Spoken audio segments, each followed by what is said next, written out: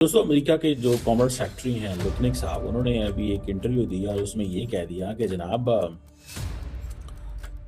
America की और India की डील इसलिए नहीं हुई बिकॉज उन्होंने मोदी साहब ने फ़ोन नहीं किया। Have Modi call the president. They were uncomfortable doing it. So Modi didn't call. Lutnick ने साफ कह दिया है कि भारत और अमेरिका के बीच ट्रेड डील नीतियों की वजह से नहीं बल्कि ट्रंप के ईगो की वजह से अटकी हुई। लुटनिक आके बोलता है कि भाई Modi did not want to speak to Trump. By the way, इस देश के अंदर ये बड़ा क्लियर सेंटिमेंट है कि मोदी जी को ट्रंप से बात नहीं करनी चाहिए because at the end of it, let's face it, that guy is an idiot. Cheese note की है और वो चीज़ ये है कि इंडिया जो है वो बहुत ज़्यादा सख्त लाइन ले रहा है। इंडियन मीडिया इस वक्त अमेरिका की बहुत बैशिंग कर रहे हैं। ये वही बैशिंग है जो कनाडा की इन्होंने की थी। ठीक है, ट्रंप साहब ने 500% तक टैरिफ स्लैब करने की बात कर रहे हैं, चाइना पर भी और भारत पर भी। इसका क्या नतीजा निकलेगा? Can we make out some sense out of this? मानती कि ये it's a great experiment, stable, high growth. बहुत लोगों को उसने इंडिया ने इंस्पायर किया। अब ये जो फैक्टर है, ये फैक्टर इंडिया को देता है थोड़ी सी ताकत के जनाब हम ये कर देंगे। अब वो कह रहा है जी कि यूएस जो है ना वो हम दुनिया को कंफ्यूज कर रहे हैं, मिक्स सिग्नल दे रहे हैं। पहले हमें कहते थे सर मे कम इन, अब मोदी ने कॉल नहीं की तो इसलिए अब मोदी सारी वो चीज़ें इकट्ठी कर रहे हैं। मैं आपको बात बताऊं, इंडिया की लीडरशिप थ्रू मीडिया, ठीक है ना, इंडिया की लीडरशिप थ्रू मीडिया सारी चीजें इकट्ठी कर रही है जो वो ये समझते हैं कि हमारे लिए इंपॉर्टेंट होंगे और हम उनको यूज कर सकते हैं। We're talking about a trade deal with Russia, with bloody Israel, EU के साथ ये महीने के एंड में हो जाएगा। फ्रांस के मैक्रोन आ रहे हैं यहाँ पर, जर्मनी के Merz is coming, major submarine deals, पूरा EU का कैबिनेट इज कमिंग हियर। ठीक है, that's called a trade deal. Australia का ट्रेड डील अपग्रेड किया गया है। नमस्कार दोस्तों, कहते हैं कि पावर एक बहुत पावरफुल टूल होता है, बस शर्त ये है कि उसका इस्तेमाल सही तरीके से किया जाए। लेकिन आजकल डोनाल्ड ट्रंप शायद पावर और फेम के नशे में कुछ इस कदर डूबे हुए हैं कि दुनिया एक बार फिर वर्ल्ड वॉर जैसी सिचुएशन की तरफ बढ़ती दिख रही है। दोस्तों, पुराने लोग कहते हैं कि जब इंसान 80 की उम्र पार कर लेता है तो उसमें एक बचपना आ जाता है, और ट्रंप इसका एक परफेक्ट एग्जाम्पल है। सिर्फ एक नोबेल प्राइज की चाहत में वो पूरे विश्व की शांति को खतरे में डाल रहे हैं। आज ट्रंप भारत पर हैवी टैरिफ्स थोपने की कोशिश कर रहा है।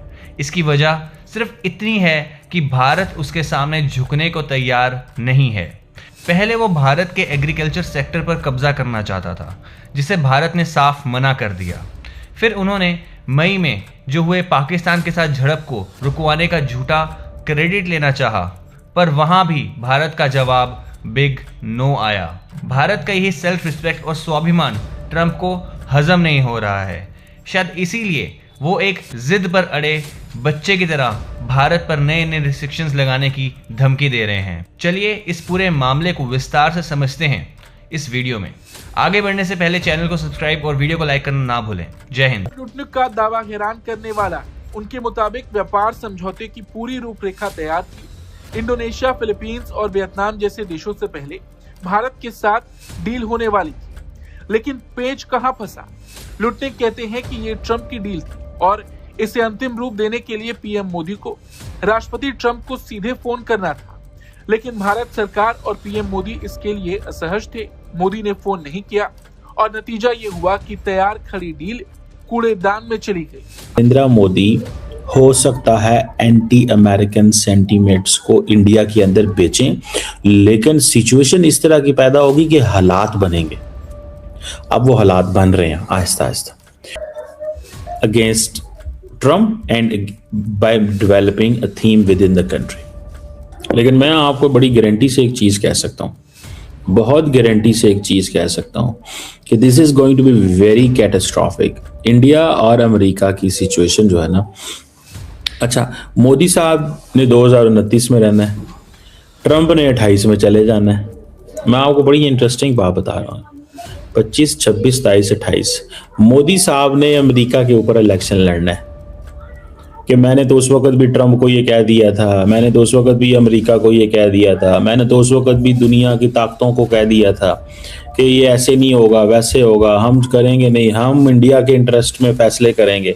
जो मोदी ने एक वो लाइन दी, वो लाइन क्या थी कि वो जो थी कि हम इंडियन किसानों के हक में फैसला करेंगे। जब इंडिया एक डेमोक्रेटिक, सेकुलर, प्लूरल रियासत थी तो दुनिया मानती थी कि ये it's a great experiment, stable, high growth और प्लूरलिस्टिक, डेमोक्रेटिक, न्यूट्रल।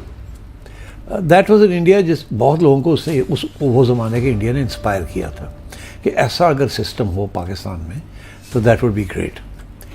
बिकॉज हम गुजर रहे थे बड़े मुश्किल हालात में, military dictatorships, Islamic so called Islamic regimes and incompetent political regimes and low growth rates. तो एक रोमांस था with the India that Nehru built कि दैट इज। और हमारी कॉन्स्टिट्यूशन भी जो 1973 की है, we have borrowed a lot from the Indian constitution. So you know there was this environment. उस एनवायरनमेंट में हम जैसे लोग, वी यूज्ड टू से कि काश के हम इंडिया से कुछ सीखें about democracy, about pluralism, about neutrality, about independence. के बाद उनकी कोई मुलाकात नहीं है डोनाल्ड ट्रंप से। जून में एक मौका आया था, लेकिन वो शायद जो भी आप उसको कहें कि उनको अमेरिका से जल्दी निकलना पड़ा क्योंकि इजराइल और ईरान वाला मामला चल रहा था। तो एक दिन गालिबन G7 समिट कनाडा में, if I am not wrong, तो उसके अंदर उन्होंने, मतलब नरेंद्र मोदी साहब भी वहां पे थे, लेकिन उससे पहले वो डोनाल्ड ट्रंप निकल चुके थे। और उस दिन काफी लंबी उनकी बात हुई थी। गालिबन उस वक्त उनकी फ्लाइट उड़ गई थी मोदी साहब की, या वो वहां से फ्लाई करने वाले थे, और वो बार बार ये इसरार कर रहे थे उनसे कि आप आके और मेरे गेस्ट बने, मेरे साथ खाना खाएं, या जो भी, मतलब मुलाकात एक होता है खाना, तो कोई ना ट्रंप साहब के लिए कोई बड़ी बात है और ना नरेंद्र मोदी साहब के लिए। लेकिन उस चीज पे जब वो हुई, उसके बाद से लेके अभी तक, यानी जनवरी 2026 स्टार्ट हो चुका है, ये 7वां महीना है कि कोई